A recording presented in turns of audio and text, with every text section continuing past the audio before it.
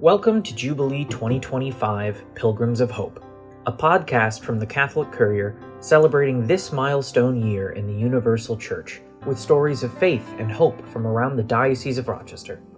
Here's your host, Gina Capolazzi, digital content producer at the Catholic Courier. Welcome to episode 1 of our Jubilee 2025 Pilgrims of Hope podcast. Before we begin highlighting the faith of various members of the Diocese of Rochester who represent groups of the faithful receiving special recognition through the Jubilee year, we thought it would be a good idea to explain what exactly is a Jubilee year. So today I'm joined by Don Smith, coordinator of catechesis and family life for the Diocese of Rochester. Don has a bachelor's degree in theology from St. Bonaventure University and has been a lay ecclesial minister for the Diocese of Rochester for more than 20 years. So, Don, welcome to our Jubilee 2025 Pilgrims of Hope podcast. So my first question, what is a Jubilee year? Well, that's a good spot to start. A Jubilee year is a year set apart, called by the Pope, to spend time renewing and refreshing our faith. I think of it a lot like every week gets a Sabbath day. In the ancient Hebrew tradition, every year got a month, and every set of years, they did like 70-ish, I believe, got a year set apart. That's what this is. And we've, as a Catholic Church, have moved to like every 25 years having a Jubilee year. So the last one was 25 years ago in 2000? The last ordinary one was 25 years ago.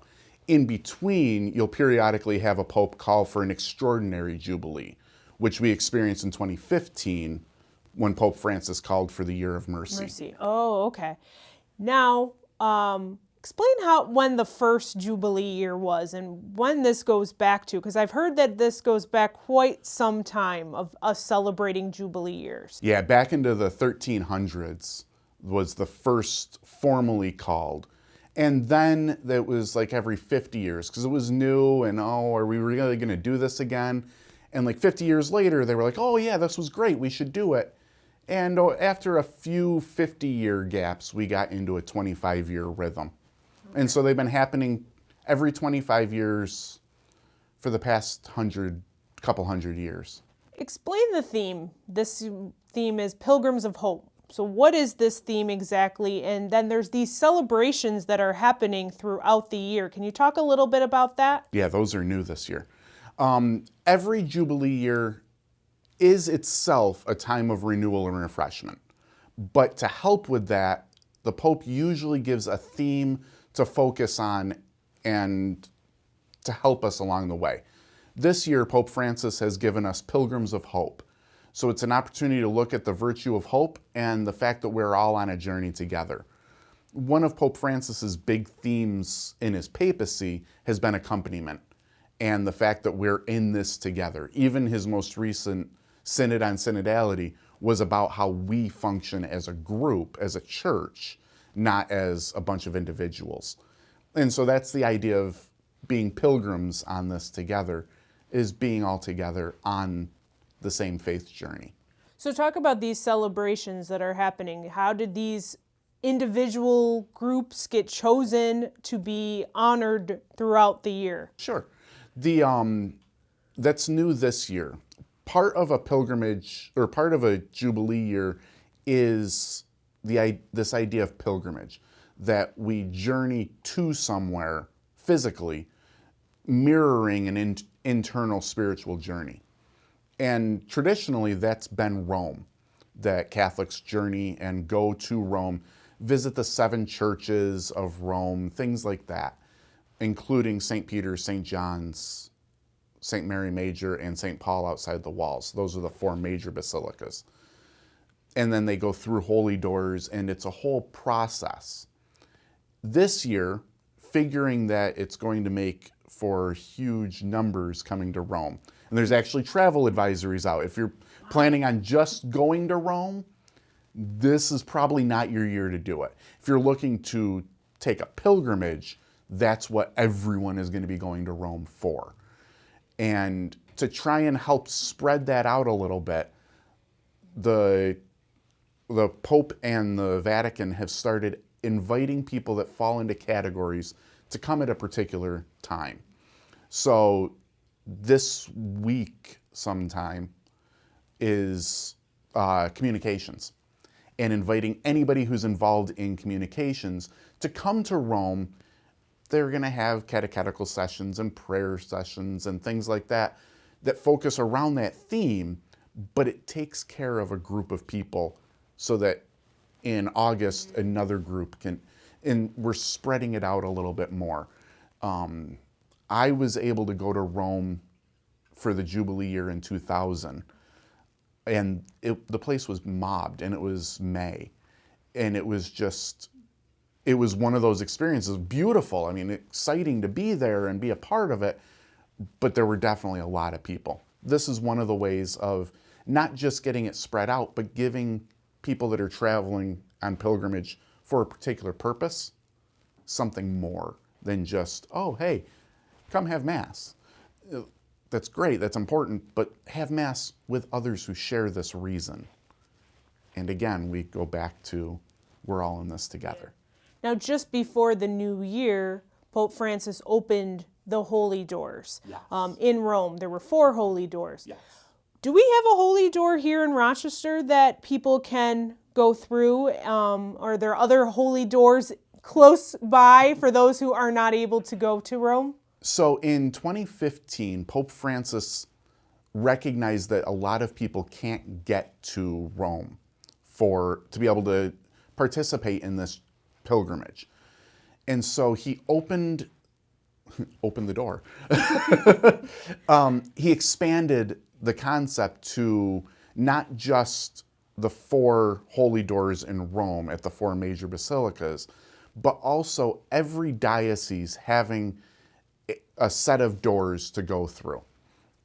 He's continued that tradition, but shifted it slightly. It's no longer a focus on the doors, but a focus on the Jubilee or the pilgrimage site. So every diocese at their cathedral it's a pilgrimage site. You can go to any cathedral and participate in a Jubilee pilgrimage. Some dioceses have designated other locations within their diocese as Jubilee sites. Rochester doesn't have anything that really meets the criteria for it.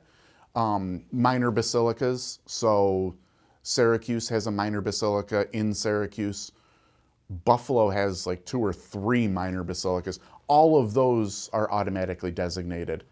And then recently the USCCB, the bishops of the country, designated a series of sites, including the Shrine of the North American Martyrs in Ariesville, as sites that are similar. So it's not about the doors, but about taking a pilgrimage and a journey to a sacred site.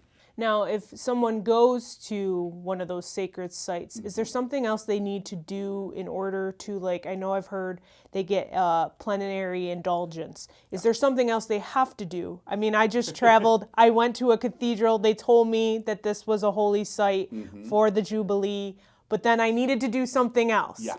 Can you explain a little bit about that? You need to participate in the Jubilee, is really what it boils down to. So it's not just about, walking past and stopping, but really taking some time to be a part of this refreshing experience that the church has. So you have to have your confession heard. You have to be in a state of grace. Participate in Mass. And as a part of that, one or the other or both, include the intentions of the Holy Father in your prayers. So a journey with 2 sacraments, and then the follow-up of trying to live what we do. Now, Pope Francis introduced a new thing this year. If you can't make a journey to a location because you're infirmed or you're homebound or something like that, you're in jail. The Jubilee shouldn't be kept from them. So he's included acts of mercy as a way of seeking the indulgence. So by taking part in confession and Mass, and rather than journeying to a location, you can fulfill one of the spiritual or corporal works of mercy with the intention of, I'm doing this for the Jubilee year, not just because I want to give somebody food, but as an act of refreshing ourselves, you can do that as well. Is there anything else that people should be doing for this Jubilee year? So a Jubilee year, ideally, is not something that gives us more to do, but gives us something different to do. It's meant to be a way of renewing and refreshing. And so we should still be going to Mass, but now we do it with an intention of looking into ourselves and how are we Pilgrims of Hope. We should still be going to confession, but now we look at how does this enhance our hope. We should still be learning about our faith, but now we learn it through a lens of hope for the year. And then next year, we go back to normal. Well, is there anything else about the Jubilee year that people should know about? It's a whole year. That's because we think, oh, it's a Jubilee year, and you get a lot of excitement in January and February. But it's meant to last over 12 months. And so, yeah, you're going to hear new things, new opportunities, new ways of approaching all through the year. It's not because we're trying to come up with something new or we didn't have our act together. It's because we as a church are trying to live it for a whole 12 months. Well, thank you, Don, for joining us to talk more about the Jubilee year. You can learn more about the Jubilee year by clicking on the links in the description below this video. Or if you're just listening to us, the links are in the description below your podcast player. We will have another episode for you on February 20th, highlighting the faith of someone who represents law enforcement and the diaconate, two of the groups being celebrated in February.